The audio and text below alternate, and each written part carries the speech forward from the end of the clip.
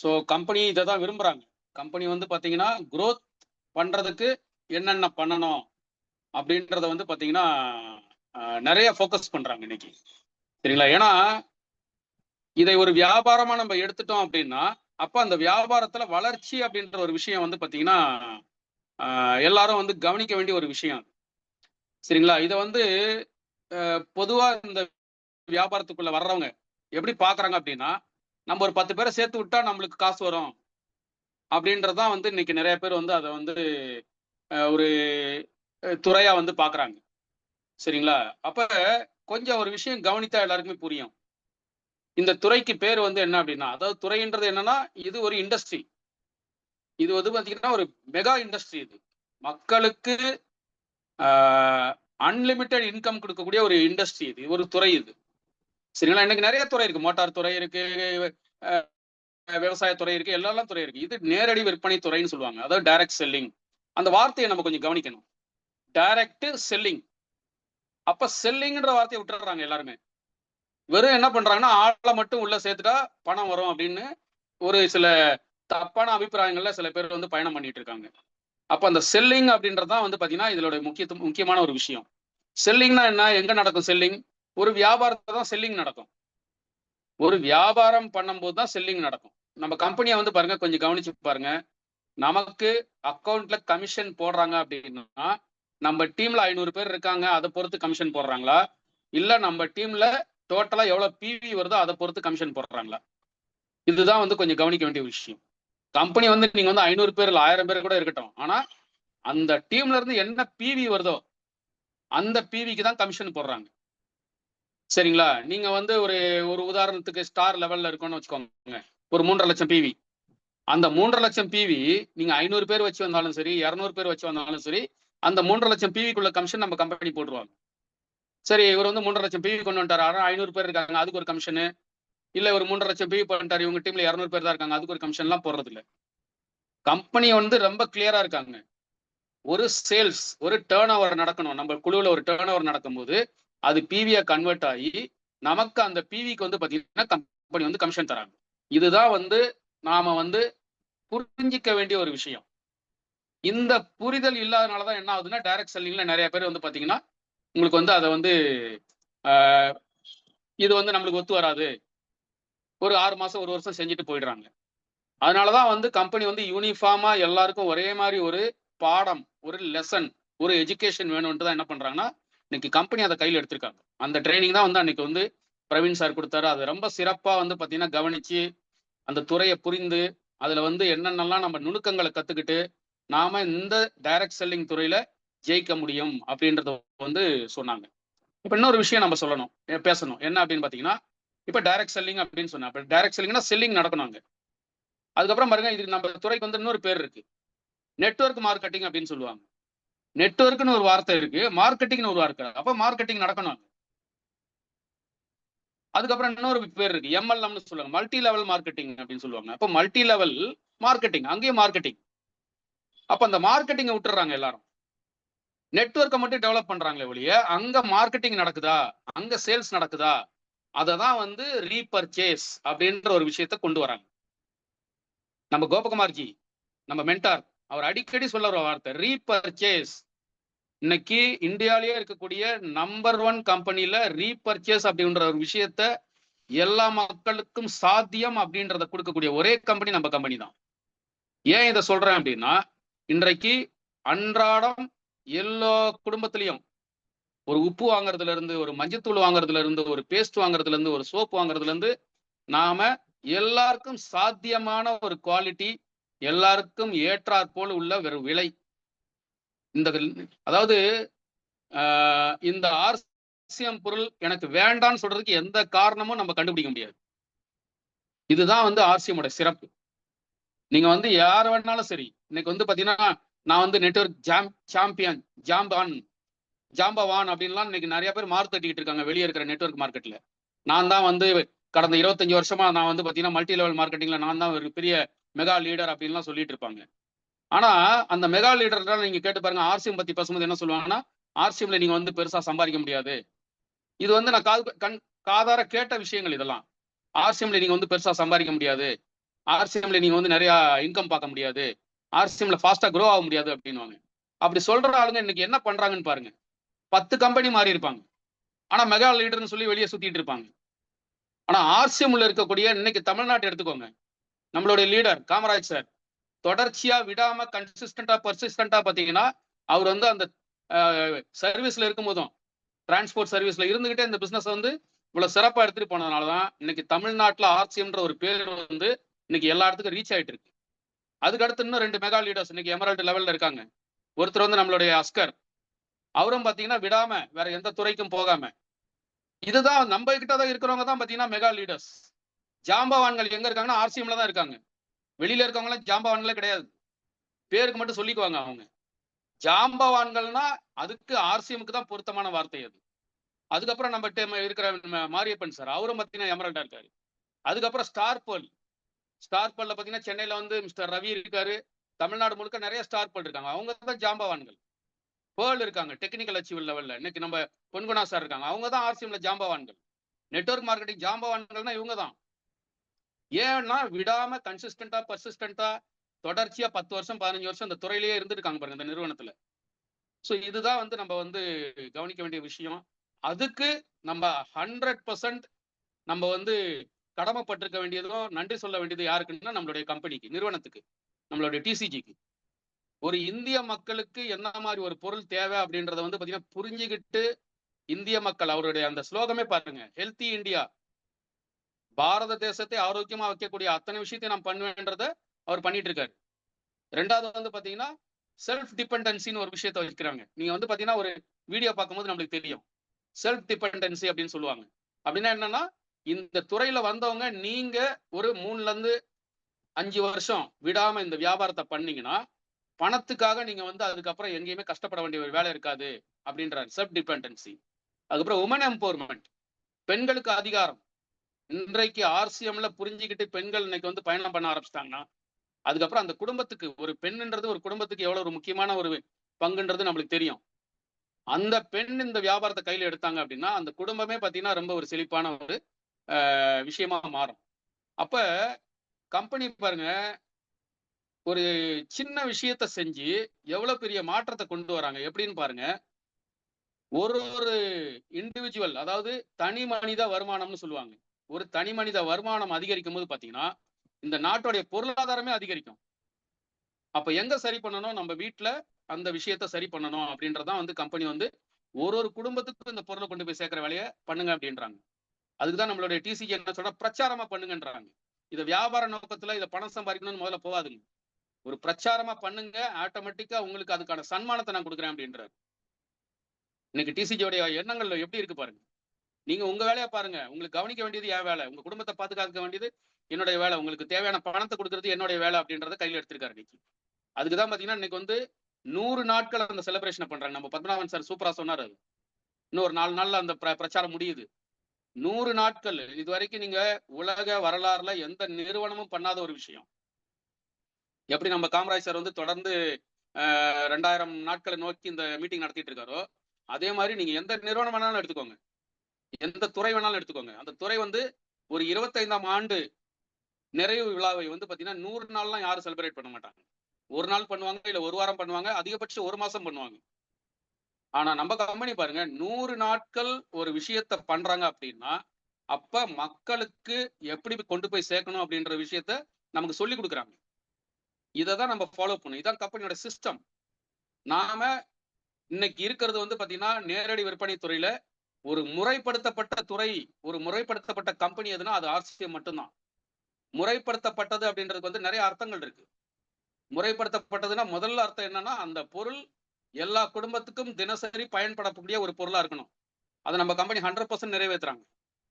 முறைப்படுத்தப்பட்ட வியாபாரம், முறைப்படுத்தப்பட்ட ஒரு நிறுவனம், 100% அந்த பொருள் எல்லா வீட்டுக்கும் தேவையா இருக்கணும், தினசரி காலையில இருந்து நைட் வரைக்கும் யூஸ் பண்ணணும் அப்படின்ற ஒரு விஷயத்தை வந்து உறுதிப்படுத்தி நம்மளுக்கு கொடுத்துட்டு இருக்காங்க.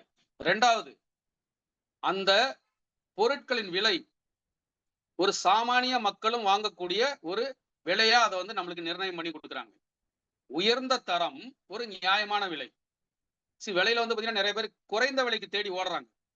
நீங்க குறைந்த விலையில போகும்போது பாத்தீங்கன்னா தரமும் குறைந்திருக்கும். ஒரு நியாயமான விலைக்கு நீங்க தேடி போனீங்கன்னா அதுல நியாயமான விலையிலையும் இருக்கும், தரமும் அதுல நிறைந்திருக்கும். அதுதான் ஆர்சிஎம். சோ இந்த புரிதல் தான் வந்து பாத்தீங்கன்னா நம்ம வந்து அண்டர்ஸ்டாண்டிங் ஆர்சிஎம். ஆர்சிஎம் முதல்ல புரிஞ்சுக்கோங்க. அந்த கம்பெனியோட உயர்ந்த நோக்கங்களை புரிஞ்சுக்கோங்க. அதோட பயணம் பண்றதுக்கு அப்பதான் நம்ம தயாராகும். அப்பதான் நம்மளுக்கு ஐடியா கிடைக்கும். இதை வேற எப்படி கொண்டு போலாம்.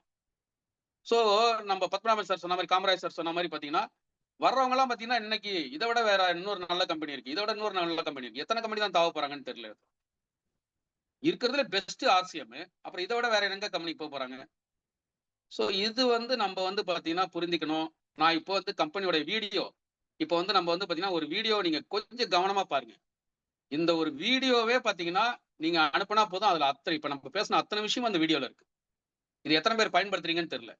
இன்னைக்கு ஒருத்தர் புதுசா ஜாயின் பண்றாரு அப்படின்னா அந்த வீடியோவை அவசியம் பார்க்க வைங்க அவரை. இது கம்பெனி கொடுத்த வீடியோ. கம்பெனி வந்து நம்ம என்னென்னலாம் சொல்லணும்னு நினைக்கிறோமோ அது அத்தனையும் அந்த வீடியோல கொடுத்துருக்காங்க. இது வந்து இப்ப பத்மநாபன் சார் சொன்ன மாதிரி, காமராஜ் சார் சொன்ன மாதிரி ஒரு பேனா பேப்பரோட உட்கார்ந்து அந்த வீடியோ கரெக்டா 7 நிமிஷம் தான் இருக்கு. அதை நான் இப்ப பிளே பண்றேன். அதுல என்ன சொல்ல வர்றாங்க கம்பெனி கொஞ்சம் பாருங்க. இப்ப நம்ம பேசின விஷயத்தை அத்தனையும் ஒரு 7 நிமிஷம் வீடியோல கொடுத்துருக்காங்க அவங்க. இது எத்தனை பேர் அதை பார்த்தீங்க, இல்லை எத்தனை பேர் யூஸ் பண்றீங்கன்னு தெரியல. நாங்களாம் எங்க டீம்ல வந்து எங்க அட்வைஸ் என்ன தெரியுங்களா, ஒருத்தர் ஜாயின் பண்ணிட்டாரு அப்படின்னா அவருக்கு ஃபர்ஸ்ட் அந்த வீடியோவை பார்க்க வைக்கணும். அதுக்கப்புறம் நம்ம கம்பெனியோட ப்ரௌச்சரை பார்க்க வைக்கணும். அதுக்கப்புறம் நம்மளுடைய கம்பெனியோட பிரைஸ் லிஸ்ட்டை பார்க்கணும். இதை 3ஐயும் பார்த்துட்டாருன்னா ஆர்சி முட்டை அவர் போக மாட்டார், வேற எந்த கம்பெனிக்கும் போக மாட்டார். நாங்க என்ன சொல்லுவோம்னா அப்படியே அவர் வேற ஏதாவது பேசினா கூட இந்த 3 விஷயமா அந்த கம்பெனில இருக்கான்னு தான் கேட்போம். நிச்சயமா அவங்களுக்கு வர்ற பதில் நோ. அதனால அந்த வீடியோவை பாருங்க. அந்த வீடியோல என்னென்ன ஸ்டெப் பை ஸ்டெப் என்ன சொல்ல வராங்கன்றத பார்ப்போம் நம்ம. இது ஏன் சொல்றேன்னா ஒரு பிசினஸ ரொம்ப சுலபமா சிம்பிளா கொண்டு போறதுதான் வந்து ஒரு புத்திசாலித்தனம், ஸ்மார்ட் ஒர்க்னு சொல்லுவாங்க. நம்ம ரொம்ப பேசவே கூடாது. சின்ன சின்ன விஷயங்களை வந்து அவங்களுக்கு சொல்லி அதை நம்ம வந்து அவங்களுக்கு நேரடியா வந்து அவங்க வந்து பாத்தீங்கன்னா அந்த விஷயத்த அவங்களே கம்பெனி இவ்வளவு பண்றாங்களா அப்படின்றது புரியணும் அவங்களுக்கு. சரிங்களா? சோ நம்ம அந்த வீடியோவை பார்ப்போம். ஒரே ஒரு நிமிஷம்.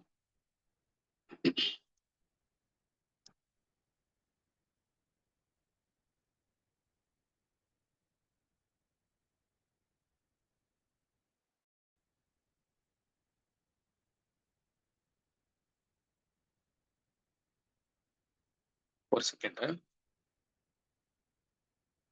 இது ஏற்கனவே வந்து யூடியூப்ல இருக்கு. கம்பெனியோடைய ஆர்சிஎம் வேர்ல்டு அபிஷியல் அப்படின்னு சொல்லி ஒரு யூடியூப்ல இருக்கு நம்மளுக்கு.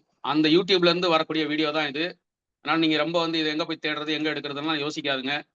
அது வந்து ஆர்சிஎம் கம்பெனியே அவங்களுடைய இருக்கு. அதுல என்ன சொல்ல வராங்க அப்படி பாருங்க. அதை கொஞ்சம் அந்த வார்த்தைகளை கவனிச்சீங்கனாலே உங்களுக்கு புரியும்.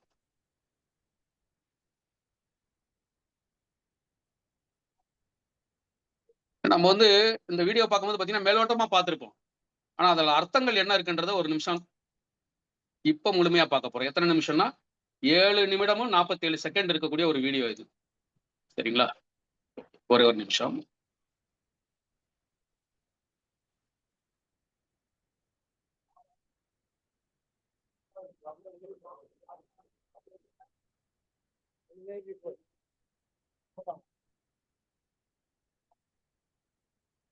ஆர்சிஎம் என்பது ஒரு பெரிய தேசிய அளவிலான பிரச்சாரமாகும். இதன் நோக்கம் புதிய இந்தியாவை உருவாக்குவதாகும்.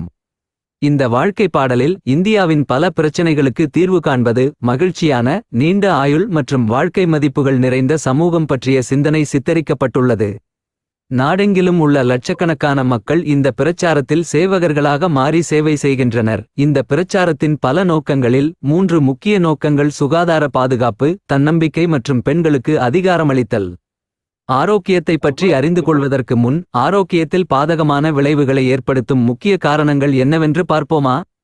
முதலாவதாக, பிரபலமான விளம்பரங்கள் மற்றும் சந்தை அமைப்பு மூலம் தீங்கு விளைவிக்கும் பொருட்களின் பரவல் ஆகும். நிறுவனங்கள் லாபம் ஈட்டுவதற்காக அதிக அளவில் பணத்தை செலவழித்து விளம்பரம் செய்து நமது ஆரோக்கியத்திற்கு பாதகமான தயாரிப்புகளை அறிமுகப்படுத்துகின்றன. குளிர்பானங்கள், நொறுக்குத் தீனிகள், பேக் செய்யப்பட்ட குட்கா போன்ற பல தயாரிப்பு வகைகள் நம் வாழ்வில் சேர்க்கப்பட்டுள்ளன. அவை நம் ஆரோக்கியத்தை அழிக்கின்றன. நாமும் நம் குழந்தைகளும் சாப்பிடக்கூடாத பொருட்களை அதிகம் சாப்பிடுகிறோம். இரண்டாவதாக, மருத்துவச் சேவைகள் வணிகமயமாதல். மருத்துவத்துறை இன்று வணிகமாகிவிட்டது. அங்கு மனிதர்கள் ஒரு பொருளாக நடத்தப்படுகிறார்கள். தேவையில்லாத மருந்துகள், அறுவை சிகிச்சைகள், மருத்துவ பரிசோதனைகள் இவற்றையெல்லாம் மனிதன் நிராதரவாக வேறு வழியின்றி தாங்கிக் கொண்டிருக்கிறான். பல குடும்பங்கள் முற்றாக அழிந்து வருகின்றன. தேவையற்ற மருந்துகளின் பக்கவிளைவுகள் பல வகையான பெரிய நோய்களை உண்டாக்குகின்றன. மூன்றாவதாக, விழிப்புணர்வு இல்லாமை. வாழ்க்கை முறை பற்றிய விழிப்புணர்வு இல்லாமை போன்றவையும் நோய்களுக்கு ஒரு முக்கிய காரணமாகும். RCM சுகாதார பாதுகாப்பை முக்கிய நோக்கமாக கொண்டு மேற்கூறிய பிரச்சனைகளை தவிர்க்க பல நடவடிக்கைகளை எடுத்துள்ளது. முதல் படி ஆரோக்கியமான தயாரிப்புகளை உருவாக்குவது. RCM தயாரிப்புகள் நமது ஆரோக்கியத்திற்கு சிறந்தவை. RCM இதற்காக விரிவான ஆய்வுகளை நடத்துகிறது மற்றும் தீங்கு விளைவிக்கும் தயாரிப்புகள் RCM இன் தயாரிப்பு வரம்பில் சேர்க்கப்படவில்லை. இன்று RCM ஆனது health card rice bran oil, gamma oryzanol, Nutricharge range, திரிகர அலோ வேரா ஜூஸ், திரிகாரா பஞ்ச் துளசி சொட்டு, ஸ்வேச்சா தேன், சஞ்சீவனி பிராஷ் ஆம்லா, ஸ்வேச்சா கஹ்வா, ஹரித் சஞ்சீவனி போன்ற பலதரப்பட்ட ஆர்கானிக் தயாரிப்புகளை கொண்டுள்ளது. இரண்டாவது படி தரம் மற்றும் சுகாதார அளவுகோல்களில் சிறப்பு கவனம் செலுத்த வேண்டும்.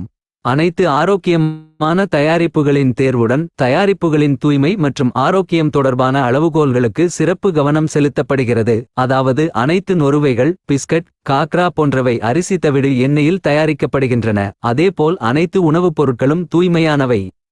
ஊட்டச்சத்து மிகுந்த மூலப்பொருட்களை சேர்ப்பதில் சிறப்பு கவனம் எடுக்கப்படுகிறது. மூன்றாவது படி நோய் எதிர்ப்பு சக்தியை அதிகரிக்கவும் ஊட்டச்சத்துக்களை நிரப்பவும் பொருட்களை வாங்குவது. குறைந்த நோய் எதிர்ப்பு சக்தி மற்றும் ஊட்டச்சத்து குறைபாடு நோய்களை உருவாக்கும் வாய்ப்புகளை அதிகரிப்பதால் இதை மனதில் வைத்து RCM ஆனது நியூட்ரிசார்ஜின் பல்வேறு சப்ளிமெண்ட்ஸ்களை அதிக அளவில் கிடைக்கச் செய்துள்ளது. அவை அறிவியல் உண்மைகளின் அடிப்படையில் தயாரிக்கப்பட்டுள்ளன. நான்காவது படி மாதவிடாய் சுகாதார தீர்வுகள் ஆகும். விழிப்புணர்வு இல்லாததால் பெண்கள் மற்றும் இளம்பெண்கள் இது தொடர்பான பல்வேறு பிரச்சனைகளை எதிர்கொள்கின்றனர். இதற்காக உயர்தர காட்டன் லேயர் சானிட்டரி பேட்கள், பிரத்யேக தரமான இன்டிமேட் வாஷ் போன்ற பொருட்களை RCM வெளியிட்டு அவர்களுக்கு விழிப்புணர்வு ஏற்படுத்த பல்வேறு இடங்களில் சுகாதார முகாம்கள் நடத்தப்படுகின்றன. இதன் மூலம் மாதவிடாய் குறித்த விழிப்புணர்வு வழங்கப்படுகிறது. ஐந்தாவது படி விஷமில்லா விவசாயத்தை ஊக்குவிக்க. விவசாயத்தில் அதிகரித்து வரும் ரசாயனங்களின் பயன்பாடு ஆரோக்கியத்திற்கு மிகவும் மோசமான விளைவுகளை ஏற்படுத்துகிறது. விஷமில்லாத விவசாயத்தை ஊக்குவிக்க ஹரித் சஞ்சீவனி தயாரிப்பு வகைகள் வெளியிடப்பட்டுள்ளது. இது விவசாயத்திற்கு மிகவும் உதவியாக உள்ளது. ஆறாவது படி அசைவ உணவிலிருந்து விடுபட குட் டாட் வெஜ் பைட்ஸ் சைவ இறைச்சியை செய்து அதன் மூலம் அசைவ உணவிலிருந்து விடுபட முடியும். எங்களின் இரண்டாவது முக்கிய நோக்கம் தன்னிறைவு. இன்று நம் நாட்டில் வேலையில்லா திண்டாட்டத்தை விட பெரிய பிரச்சனையாக இருப்பது மக்களுக்கு போதிய வருமான ஆதாரங்கள் இல்லாததுதான். மக்கள் இந்த வேலையை செய்ய முதலீடு எதுவும் தேவையில்லை, ரிஸ்க் எடுக்க தேவையில்லை, ஓய்வு நேரத்தில் செய்யலாம், வீட்டில் அமர்ந்து நாடு முழுவதும் வேலை செய்யும் வாய்ப்பு கிடைக்கும். இதுவே மிகப்பெரிய வாய்ப்பு. உங்கள் வருங்கால சந்ததிக்கு ஒரு சிறந்த தளத்தை உருவாக்க முடியும். இன்று RCMஇல் நூற்றுக்கணக்கான குடும்பங்கள் உள்ளன. அதன் இரண்டாம் தலைமுறையினர் இந்த வாய்ப்பை பயன்படுத்திக் கொள்ள முடிகிறது. இன்று இந்த பிரச்சாரம் நாட்டில் உள்ள ஒவ்வொரு மாநிலத்திலும் பரவி ஒவ்வொரு கிராமத்தையும் சென்றடைந்துள்ளது. உணவுப் பொருட்கள், வீட்டு பராமரிப்பு, தனிப்பட்ட பராமரிப்பு, உணவுப் பொருட்கள், ஜவுளி, காலனி உள்ளிட்ட 400க்கும் மேற்பட்ட தினசரி பயன்பாட்டுப் பொருட்களுடன் எழுதுபொருட்கள், விவசாயப் பொருட்கள் முதலியன RCMஇல் உள்ளது. RCM தயாரிப்புகளின் முக்கிய குணாதிசயங்கள். அவை தினசரி உபயோகம், உயர்ந்த தரம், ஆரோக்கியம் மற்றும் நியாயமான விலையில் உள்ளன. இந்த தயாரிப்புகளின் பண்புகளை பராமரிக்கவும் அவற்றின் கிடைக்கும் தன்மையை உறுதி செய்யவும் பில்வாராவில் RCM பல உற்பத்தி அலகுகள் நிறுவப்பட்டுள்ளன. உத்தரகாண்ட் மற்றும் கவுஹாத்தியிலும் உற்பத்தி அலகுகள் உள்ளன. இந்த தயாரிப்புகளின் கிடைக்கும் தன்மையை விரிவுபடுத்த ஒரு பரந்த விநியோக அமைப்பு நிறுவப்பட்டுள்ளது. 160க்கும் மேற்பட்ட டிப்போக்கள், 10,000க்கும் மேற்பட்ட விநியோக மையங்கள், 1,50,000 டிஸ்ப்ளே வால்கள் நாடு முழுவதும் செயல்படுகின்றன. மேலும் நாட்டின் ஒவ்வொரு மூலையிலும் ஹோம் டெலிவரி வசதியும் கிடைக்கும். RCM வேர்ல்ட் பில்வாராவில் மிகப்பெரிய மத்திய அலுவலகம் அமைந்துள்ளது. RCMஇல் இணைந்துள்ள எந்தவொரு நபரும் அங்கு செல்லலாம். RCMஇன் மற்றொரு முக்கிய நோக்கம் பெண்களுக்கு அதிகாரமளித்தல் ஆகும். அதற்காக நிறைய வேலைகள் செய்யப்படுகின்றன. RCMஇல் ஒரு பெண் தனது திறமையை பயன்படுத்த முடியும், தனது சொந்த அடையாளத்தை உருவாக்க முடியும், சிறந்த வாழ்க்கையை வாழவும் தன் சுயமரியாதையை அடையவும் முடியும். அவரது குடும்பத்திற்கு கூடுதல் வருமானம் மற்றும் அவரது ஆரோக்கியத்தை பாதுகாப்பதில் உதவி கிடைக்கும். இதற்காக RCMஇல் பெண்களுக்கான சிறப்பு தயாரிப்பு தொடர் வெளியிடப்பட்டு சிறப்பு பயிற்சி நிகழ்ச்சிகள், ஊக்கமளிக்கும் நிகழ்ச்சிகள், பாராட்டு விழாக்கள், பல்வேறு இடங்களுக்கு பயணம் போன்ற பல செயல்பாடுகள் ஏற்பாடு செய்யப்பட்டுள்ளன. இன்று லட்சக்கணக்கான பெண்கள் தங்கள் வேலையை செய்ய முடிகிறது, மகிழ்ச்சியான வாழ்க்கையை வாழ முடிகிறது. இந்த நோக்கங்களில் பணியாற்றுவதைத் தவிர ஆர்சிஎம் இன்ஸ்டிடியூட் மற்றும் ஆர்சிஎம் சேவகர்கள் இணைந்து இரத்த வங்கி சேவை, மரம் வளர்ப்பு பிரச்சாரம் மற்றும் பல்வேறு சமூக சேவை பணிகள் போன்ற பல சமூக செயல்பாடுகளை நடத்துகின்றனர். வாழ்க்கையின் மதிப்புகளை மேம்படுத்தவும் ஆர்சிஎம் இன் மதிப்பு அடிப்படையிலான செயல்பாட்டிற்காகவும் ஆர்சிஎம் குருகுலம் தினசரி பயிலரங்குகளை நடத்துகிறது. அதில் யார் வேண்டுமானாலும் பங்கேற்கலாம். இது அதன் நிறுவனர் ஸ்ரீ டிசி சாப்ராவின் செய்தி. அன்பிற்குரிய நண்பர்களே, ஆர்சிஎம் இன் நோக்கம் மக்களின் வாழ்க்கையை அழகாகவும் வளமானதாகவும் மாற்றுவதாகும். ஆர்சிஎம் அதன் வலுவான மற்றும் நிரந்தர அடித்தளத்தை அமைக்க விரும்புகிறது. அதன் அனைத்து தயாரிப்புகளும் கற்பனையான அற்புதங்கள் மற்றும் தற்காலிக சோதனைகளை விட நடைமுறை, உண்மையான மற்றும் தொலைநோக்கு முடிவுகளை அடிப்படையாகக் கொண்டவை. கடின உழைப்பு, அர்ப்பணிப்பு மற்றும் பரஸ்பர ஒத்துழைப்பு ஆகியவை வாழ்க்கையின் வளர்ச்சிக்கு இன்றியமையாத பகுதிகள். ஆர்சிஎம் என்பது இந்த உண்மைகளை அடிப்படையாகக் கொண்ட ஒரு பிரச்சாரமாகும். அதன் நோக்கம் மதிப்பு அடிப்படையிலான இந்தியாவை உருவாக்குவதாகும். இந்த பிரச்சாரத்திலிருந்து நமது முயற்சியுடனும் கருணையுடனும் பாடம் கற்று இந்த மாபெரும் பயணத்தில் கலந்து கொண்டு புதிய இந்தியாவை உருவாக்குவோம். டாக்டர் கிரண் பேடி ஆர்சிஎம் ஒரு அதிசயம் என்றும் நாட்டின் வளர்ச்சிக்கான முக்கியமான செயல்பாடு என்றும் கூறியுள்ளார். இந்த தேசிய நலன் பிரச்சாரத்தில் எங்களுக்கு எந்த நன்கொடையோ அல்லது பங்களிப்போ தேவையில்லை. புதிய இந்தியாவை கட்டியெழுப்ப உங்கள் ஆதரவை பெறுவதற்கு நீங்களும் உங்களுக்கு தெரிந்தவர்களும் இந்த பிரச்சாரத்தில் சேர வேண்டும் என்று நாங்கள் விரும்புகிறோம். நன்றி.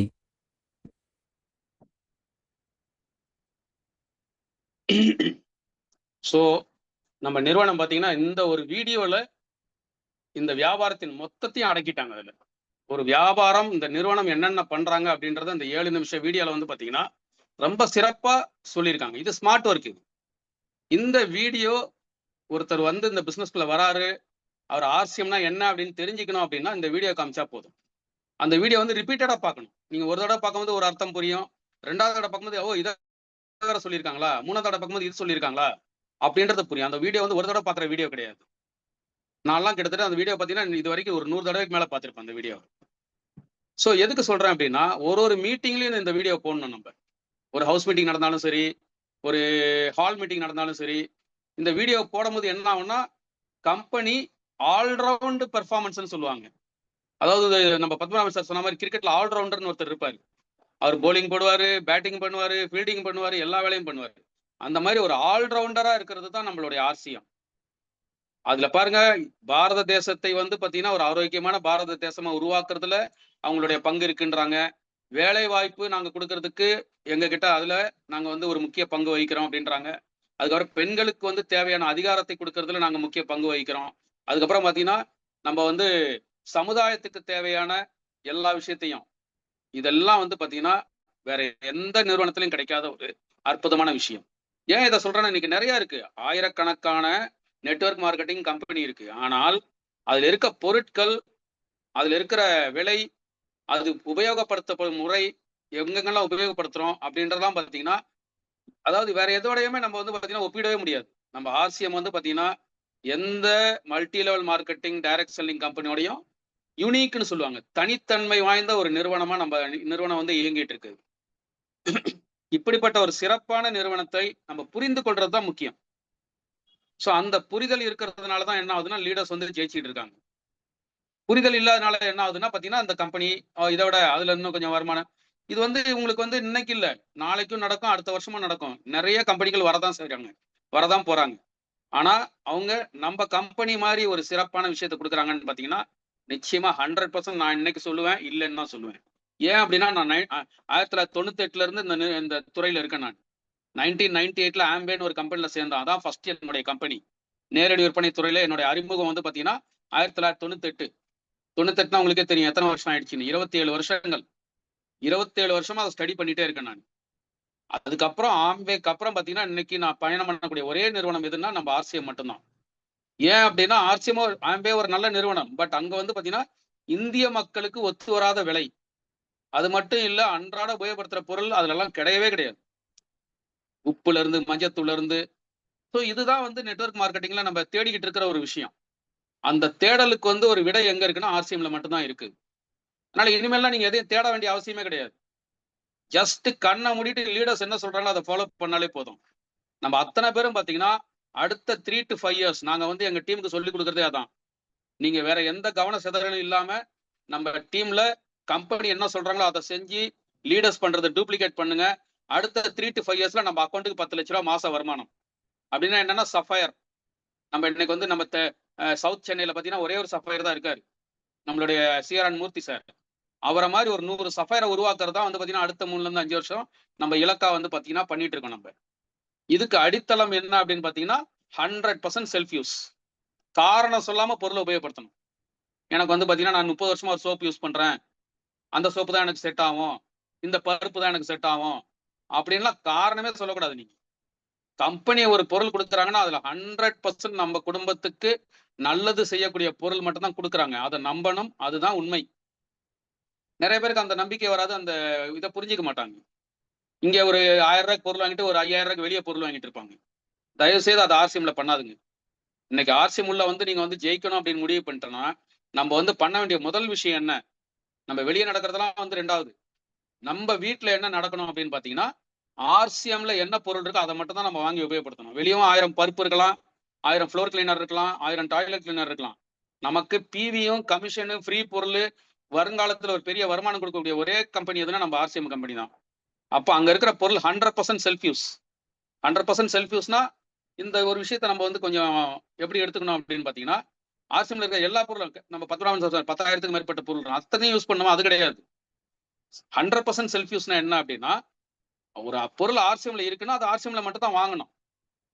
நான் இந்த மாசம் இங்க கொஞ்சம் வாங்கிக்கிறேன், அடுத்த மாசம் வெளியே வாங்கிக்கிறேன், நான் இந்த பொருள் மட்டும் நான் வெளியே வாங்கிக்கிறேன் அப்படின்லாம் இருந்தோம் அப்படின்னா நம்ம டீம்ல என்ன ஆகும்னா அந்த டூப்ளிகேஷன் பத்மநாபன் சார் ஒரு விஷயம் சொன்னாரு, அந்த டூப்ளிகேஷன் பெர்ஃபெக்டா நடக்கும்.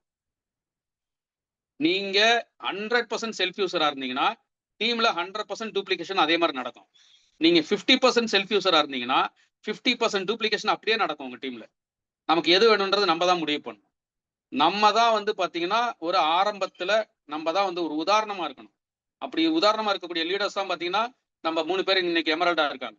அவங்க வீட்டுல போய் நீங்க செக் பண்ணி பாருங்க, எங்க திரும்பினாலும் ஆர்சிஎம் பொருள் தான் இருக்கும். இதை முதல்ல உறுதிப்படுத்துற அத்தனை குடும்பத்துக்கும் பாத்தீங்கன்னா ஆர்சிஎம்ல ஒரு பெரிய ஒரு எதிர்காலம் இருக்கு, ஒரு வாழ்க்கை இருக்கு, ஒரு ஆரோக்கியமான வாழ்க்கை இருக்கு, ஒரு வளமான வாழ்க்கை இருக்கு ஆர்சிஎம்ல. சோ ரொம்ப சிம்பிள் பிசினஸ நம்மளே வந்து கஷ்டப்படுத்திக்க கூடாது. Very simple. அதாவது இன்னைக்கு நிறைய பேர் என்ன நினைக்கிறாங்கன்னா இன்னொரு விஷயம், நான் ஏற்கனவே வெளியே கொஞ்சம் செலவு பண்ணிட்டு இருக்கேன், ஆர்சிஎம்ல செலவு பண்ணுமா அப்படின்னு நினைக்கிறாங்க. நான் என்ன பண்ணுவேன்னா நம்ம வந்து மார்க்கெட்டிங் பிளான் சொல்லும் போது நான் சொல்லுவேன், நான் ஆர்சிஎம்ல டார்கெட்டே கிடையாது அப்படின்னு சொல்லுவேன். டார்கெட்டே கிடையாதுன்னா அப்ப பொருள் வாங்க வேண்டாமான்னு கேட்பாங்க. அப்படி கிடையாது, ஆர்சிஎம்ல டார்கெட் கிடையாது. ஏன் டார்கெட் கிடையாது? நம்ம எல்லாருமே ஏற்கனவே டார்கெட்ல இருக்கோம். நீங்க ஆர்சிஎம்ல வர்றதுக்கு முன்னாடி பாத்தீங்கன்னா நம்ம எல்லாருமே வந்து ஒரு மளிகை கடையில ஒரு 8000 to 10,000 ரூபாய்க்கு பொருள் வாங்கிட்டு தான் இருக்கு. அது ஒரு டார்கெட்டா இல்லையா? நம்ம சம்பாதிக்கிற வருமானத்துல வந்து மளிகை பொருளுக்குன்னு ஒரு 8000 to 10,000 செலவு பண்ணிட்டு இருக்கோம். ஆர்சிஎம்க்கு வர்றதுக்கு முன்னாடி அது நடந்துட்டு தான் இருக்கு. அதே மாதிரி பாத்தீங்கன்னா நம்ம கரண்ட் பில் கட்டுறது ஒரு டார்கெட், வீட்டுக்கு வாடகை கொடுக்குறோமா அது ஒரு டார்கெட், இஎம்ஐ கட்டினா ஒரு டார்கெட், பிள்ளைங்களுக்கு ஸ்கூல் ஃபீஸ் கட்டுறோமா ஒரு டார்கெட். ஸோ எல்லா குடும்ப தலைவரும் தலைவியும் ஒரு டார்கெட்ல ஏற்கனவே இருந்துகிட்டு தான் இருக்கும். அந்த ஒரு டார்கெட்டை மட்டும் எடுத்து ஆர்சிஎம்ல ஃபிட் பண்ணணும். எந்த டார்கெட்? மளிகை பொருள் வாங்கக்கூடிய டார்கெட். ஒரு 8,000 to 10,000 ரூபாய் பொருளை நம்ம வெளியே வாங்குற பொருளை அந்த செலவை அப்படியே கொண்டாந்து ஆர்சிஎம்ல நம்ம ஃபிட் பண்ணி விட்டுறணும். அவ்வளவுதான். அதான் ஃபர்ஸ்ட். இதை பண்ணா ஒரு குடும்பம் பண்ண ஆரம்பிச்சிட்டாங்கன்னா லைஃப்ல ஆரோக்கியத்தை பத்தி நீங்க கவலையப்பட வேண்டாம். 100% நம்ம பத்மநாபன் சார் சூப்பரா ஒரு விஷயம் சொன்னாரு. இன்றைக்கு நடக்கக்கூடிய அந்த நான்வெஜ் சாப்பிட்றவங்க அத்தனை பேருக்கும் பாத்தீங்கன்னா பெரிய பிரச்சனை இருக்கு. அவர் சொன்ன மாதிரி அந்த சிக்கன் ஒரு வளர்ச்சி, அப்படி ஒரு கோழி வந்து முட்டையில இருந்து வெளியே வரும்போது பாத்தீங்கன்னா அது முழுமையா வளர்றதுக்குன்னு ஒரு நேரம் இருக்கு. ஒரு உதாரணத்துக்கு ஒரு 6 மாசத்துல வளருதுன்னு வச்சுக்கோங்க. நார்மலா அது வந்து வயல்காட்டுல மேய்ஞ்சி வெளியில மேய்ஞ்சி வளரும்போது ஒரு 6 மாசம் முழுமையான ஒரு பெரிய வளர்ந்த கோழியா வர்றதுக்கு. ஆனா இவங்க பண்ணையில வளர்க்குறதுல என்ன பண்றாங்கன்னா அந்த growth ஹார்மோன் ஒண்ணு இருக்கு, அது ஒரு இன்ஜெக்ஷன். அது அந்த growth ஹார்மோன் போட்டவொடனே என்ன ஆகுது? அந்த இன்ஜெக்ஷன் போட்டவொடனே 6 மாசத்துல முழுமையா வளரக்கூடிய ஒரு கோழிய 1.5 மாசம் 2 மாசத்துல வளர்த்துடுறாங்க. அப்ப அந்த ஹார்மோன் அந்த கோழி உடம்புல இருக்குமா இல்லையா? இருந்துகிட்டே இருக்கும். அதான் நம்ம பிள்ளைகளோ நம்மளோ சாப்பிடும் போது என்ன ஆகும்னா அந்த ஹார்மோன் growth என்ன ஆகுது? நம்ம வீட்டு பிள்ளைங்களுக்கு வந்து பாதிக்குது. அதனாலதான் வந்து பாத்தீங்கன்னா இன்னைக்கு வந்து 12 வயசு 13 வயசு 15 வயசுல வயசுக்கு வர வேண்டிய நம்ம வீட்டு பெண் குழந்தைகள் 8 வயசு 10 வயசுல வயசுக்கு வந்துருதுங்க. அப்ப என்ன ஆகுது? growth வேகமா நடக்குது உடம்புக்குள்ள. திடீர்னு பாத்தீங்கன்னா அந்த சிக்கன் சாப்பிட்டு உடம்பு வெயிட் பெருசாயிடுது. எந்த கெட்ட பழக்கமும் இல்லாம அந்த மாதிரி ஆகக்கூடாது இல்ல. அப்ப நம்ம சாப்பிடுற உணவுல எவ்வளவு பிரச்சனைகள் இருக்கு, நம்ம எத்தனை பேர் அதை கவனிச்சிருக்கோம், எத்தனை பேர் அதை நோட் பண்ணியிருக்கோம், எத்தனை பேர் கொஞ்சம் வந்து அதை வந்து ஆராய்ச்சி பண்ணியிருக்கோம், எத்தனை பேர் அந்த நாலேஜ் எடுத்திருக்கோம். சோ எவ்வளவு ஒரு இக்கட்டான ஒரு சூழ்நிலையில இன்னைக்கு நம்ம வாழ்க்கை போயிட்டு இருக்கு. இத வந்து நம்ம கொஞ்சம் பார்த்தோம் மட்டும்தான். அதனாலதான் இன்னைக்கு வந்து அதுன்னா ஹாஸ்பிட்டல் பெருகிட்டே போகுது இன்னைக்கு. ஏன்னா நல்லா தெரியும் டாக்டருங்களுக்கெல்லாம். இவங்க தப்பான உணவை சாப்பிட்டுக்கிட்டே இருக்காங்க. என்னைக்குனாலும் நம்ம கிட்ட தான் வந்தாகணும்ன்றது. அதனாலதான் பாத்தீங்கன்னா இன்னைக்கு 5 ஸ்டார் லெவல்ல இன்னைக்கு ஹாஸ்பிட்டல் பெருகிட்டு இருக்கு இன்னைக்கு. அந்த ஹோட்டலுக்குள்ள அந்த ஹாஸ்பிட்டல் எல்லாம் போனீங்கன்னா நம்ம என்ன 5 ஸ்டார் ஹோட்டல்ல இருக்கோமா இல்ல ஹாஸ்பிட்டல்ல இருக்கோமா நம்மளுக்கே தெரியாது. அந்த மாதிரி இருக்கு இன்னைக்கு ஹாஸ்பிட்டல்லாம். ஒரு 4 நாள் தங்கலான்னு கூட நம்மளுக்கே தோணும். நம்மலாம் சின்ன வயசா இருக்கும்போது இங்க இருக்கிற நிறைய பேருக்கு தெரியும். ஹாஸ்பிட்டல் உள்ள போனாலே ஒரு மருந்து நாத்தம் அடிக்கும் பாருங்க. எப்படா வெளியே வருவான்னு இருக்கும். ஆனா இன்னைக்கு 2 நாள் தங்கக்கூடிய அளவுக்கு இன்னைக்கு அந்த ஹாஸ்பிட்டல் வந்து இன்னைக்கு வந்து பாத்தீங்கன்னா கட்டி வச்சிருக்காங்க. என்ன காரணம்? நாம நம்ம கிச்சன்ல, நம்ம அஞ்சரை பெட்டியில தப்பான பொருள் இவங்க உபயோகப்படுத்துறாங்கன்னு இந்த எல்லா டாக்டருக்கும் தெரிஞ்சு போச்சு. அப்ப எதனாலும் சரி நம்ம கிட்ட தான் வருவாங்கன்னு. அதற்கான 100% தீர்வு நம்ம ஆர்சிஎம்ல மட்டும்தான் இன்னைக்கு இருக்கு. அதனாலதான் பத்மநாபன் சார் சொன்ன மாதிரி இன்னைக்கு எங்க மளிகை கடையில பாத்தீங்கன்னா நான் எந்த பொருளும் எடுக்கிறது இல்ல. ஆர்சிஎம்ல இல்லாத பொருள் மட்டும் இப்போதைக்கு தற்காலிகமா உபயோகப்படுத்திட்டு இருக்கோம். எங்க குடும்பத்துல எல்லாருக்கும் அது வந்து ரொம்ப அறிவுறுத்தலா சொல்லிட்டு இருக்கேன் நான். இதை ஏத்துக்கிறவங்க ஏத்துக்கிட்டோம், ஏத்துக்காதவங்கள நம்ம ஒண்ணும் பண்ண முடியாது. ஆண்டவன் தான் காப்பாத்தணும் அவங்கள. சோ எங்க மளிகை கடையில ஆர்சிஎம்ல இல்லாத பொருள் மட்டும்தான் நான் உபயோகப்படுத்திட்டு இருக்கேன். மிச்சம் 100% ஆர்சிஎம் பொருள் தான். ஆரம்பத்துல வந்து பாத்தீங்கன்னா ஒரு 4-5 வருஷம் முன்னாடி நம்ம தால் பருப்பு வரும்போது பாத்தீங்கன்னா நிறைய பேர்ட்ட ஒரு கம்ப்ளைண்ட் வந்தது. நம்ம பருப்பு வேகல, வேகறதுக்கு லேட் ஆகுது அப்படி இப்படின்லாம் சொன்னாங்க. நம்ம பருப்பு அப்படிதான். ஏன்னா நம்மளது நாட்டு பருப்பு. அது வந்து பாத்தீங்கன்னா ஹைபிரிட் பருப்பு கிடையாது. அன்பாலிஷ்டு பருப்பு. நீங்க அந்த அந்த பருப்புல எத்தனை பேர் அதை படிச்சிருப்பீங்கன்னு தெரியல. ஒரு ஒரு ஆர்சிஎம் பொருள் எடுத்து அதுல பின்னாடி என்ன இருக்குன்னு படிங்க எல்லாருமே. படிச்சீங்கன்னா தெரியும் வெளியில உள்ள பொருளுக்கும் நம்மளுக்கும் உள்ள வித்தியாசம். அப்ப படிக்கும் போது தான் தெரியும் ஆர்சிஎம் வந்து எந்த அளவுக்கு ஒரு உயர்ந்த தரமான பொருளை நம்மளுக்கு கொடுக்குறாங்க அப்படின்னு. அன்பாலிஷ்டுன்னு போட்டிருப்பாங்க. அன்பாலிஷ்னா என்னன்னா அதுல வந்து 100% எதுக்காக அந்த பொருளை சாப்பிட்றோம். பருப்புன்றது நம்மளுக்கு புரதம் அதிகமுள்ள ஒரு உணவு அது. அந்த புரதம் வந்து அதிகமா கிடைக்கிறதுக்கு அந்த உணவுல நம்மளுக்கு வந்து தேவையான புரோட்டீன் இருக்கும் அதுல. அது மட்டும் இல்ல, அது வந்து பாத்தீங்கன்னா சில ஏன் வேகறது லேட் ஆகுது அப்படின்னா அது ரொம்ப கெட்டியான பருப்பு. நீங்க ஹைபிரிட்ல என்ன ஆகும்னா அது வந்து பாத்தீங்கன்னா ஒரு மாதிரி என்ன சொல்றது, ஒரு லூஸ் இது ஒரு இன்டாக்டா ஒரு திடமா இருக்காது. அப்ப என்ன ஆகும் அப்படின்னு பாத்தீங்கன்னா நம்ம அந்த ஹைபிரிட் பருப்பு பாத்தீங்கன்னா ஒரு குக்கர்ல வைக்கும்போது ஒரு விசில்ல வந்து வெந்துரும் அது. இன்னைக்கு பெண்கள் வந்து அதான் விரும்புறாங்க. காரணம் என்னன்னா அவங்க வந்து வேலையை சீக்கிரம் முடிக்கணும், ஸ்கூலுக்கு பிள்ளைங்களை சீக்கிரம் அனுப்பணும், அது மாதிரி நம்ம வேலைக்கு போகணும், ஹஸ்பண்ட் வேலைக்கு போகணும் அப்படின்றதுக்காக என்ன பண்றாங்கன்னா சமையலை சீக்கிரம் முடிக்கணும்ன்ற பேர்ல ஒரு தப்பான உணவை அவங்க கிச்சன்ல பயன்படுத்திட்டு இருக்காங்க. ஒரு தப்பான மளிகை பொருளை. ஆனா நம்ம கம்பெனி பாத்தீங்கன்னா அதுல எல்லாம் காம்ப்ரமைஸே பண்ண மாட்டாங்க. 100% நமக்கு குடும்பத்துக்கு ஆரோக்கியம் முக்கியம் அப்படின்றத உணர்த்தி நம்மளுக்கு என்ன பண்றாங்கன்னா நாங்க நாட்டு பருப்பு தான் கொடுப்போம். என் கம்பெனி நினைச்சு ஹைபிரிட் பருப்பு கொடுக்க முடியாதா? கொஞ்சம் யோசிச்சு பாருங்க. எஸ் நாங்களும் ஹைபிரிட் பருப்பு கொடுக்குறோம், உங்க ஒரு குக்கர்ல உங்களுக்கு வெந்துரும் அப்படின்னு சொல்லி கொடுக்கறதுக்கு எவ்வளவு நேரம் ஆகும்? கம்பெனிக்கு என்ன லாபத்தை மட்டும் பார்க்கக்கூடிய ஒரு கம்பெனியா இருந்தா அதுதான் பண்ணியிருப்பாங்க. நம்ம கம்பெனி லாபத்துக்காக இதை பண்ணல. சரிங்களா? சோ அந்த பருப்பு என்ன ஆகும்னா ஒரு 2 நிமிஷம் 3 நிமிஷம் வேகறதுக்கு கொஞ்சம் லேட் ஆகும். 1. 2வது அதை வந்து சமைக்கிறதுக்கு முன்னாடி ஒரு 1/2 மணி நேரம் ஊற வச்சா போதும். கண்டிப்பா அது வந்து பாத்தீங்கன்னா நம்மளுக்கு வந்து தெரியும். இதை வந்து கொஞ்சம் வயதான பெண்கள் கிட்ட நீங்க கேட்டு பாருங்க. நம்ம தாய்மார்கிட்ட, நம்ம அம்மா அப்பா இல்ல தாத்தா பாட்டி யாராவது இருந்தாங்கன்னா அவங்ககிட்ட கேளுங்க. அப்பெல்லாம் பாத்தீங்கன்னா பருப்பு வந்து அது பாட்டுக்கு ஒரு 1/2 மணி நேரம் சட்டியில கொதிச்சுக்கிட்டே இருக்கும். கொதிச்சு அதுக்கப்புறம் தான் வேகும். அப்ப கூட பாத்தீங்கன்னா அது வந்து கொஞ்சம் வலுவா தான் இருக்கும். ஏன்னா அந்த அளவுக்கு வந்து ஒரு திடமான பருப்பு நம்ம சாப்பிட்டோம் ஒரு காலத்துல. அதனால தான் நம்ம உடம்பு திடமா இருந்தது.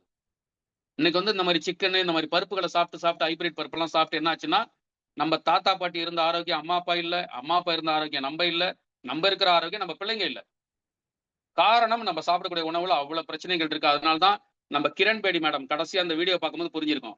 ஆர்சிஎம் ஒரு அதிசயம்னு சொல்லிட்டு போனாங்க. எத்தனை பேர் கவனிச்சிங்கன்னு தெரியல. அது திரும்ப ஒரு தடவை அந்த வீடியோ பாருங்க. கடைசியா அந்த மேடம் கிரண் பேடின்றவங்க ஒரு மிகப்பெரிய ஒரு அரசு துறையில இருக்கக்கூடிய ஒரு பெரிய அதிகாரி. அவங்க வந்து என்ன சொல்லிட்டு போறாங்க, ஆர்சிஎம் ஒரு அதிசயம்னு சொல்லிட்டு போயிருக்காங்க.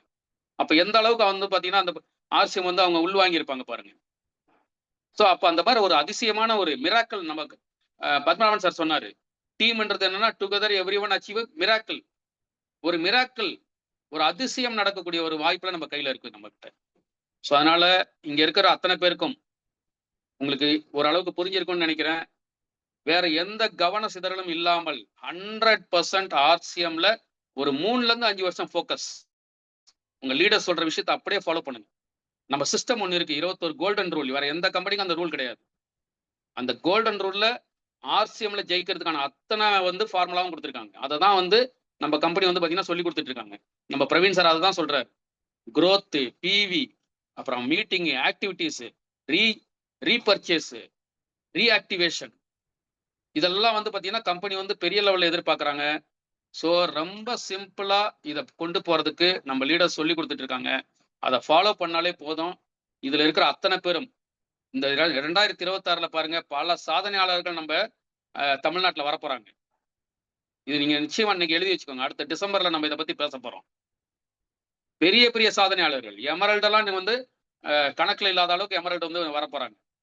ஸோ அந்த அளவுக்கு பார்த்தீங்கன்னா இதை புரிதல், இது ரொம்ப சிம்பிள். இதை புரிஞ்சுக்கிட்டவங்க நிச்சயமா ஜெயிச்சிருவாங்க. அவ்வளவுதான். வேற கம்பெனிக்கு மாற மாட்டாங்க, வேற கம்பெனிக்கு போக மாட்டாங்க, எல்லாமே நடக்கும் இதுல அப்படின்னு சொல்லிக்கிட்டு எனக்கு இந்த அற்புதமான வாய்ப்பை கொடுத்த காமராஜ் சாருக்கு நன்றியை தெரிவிச்சுக்கிறேன்.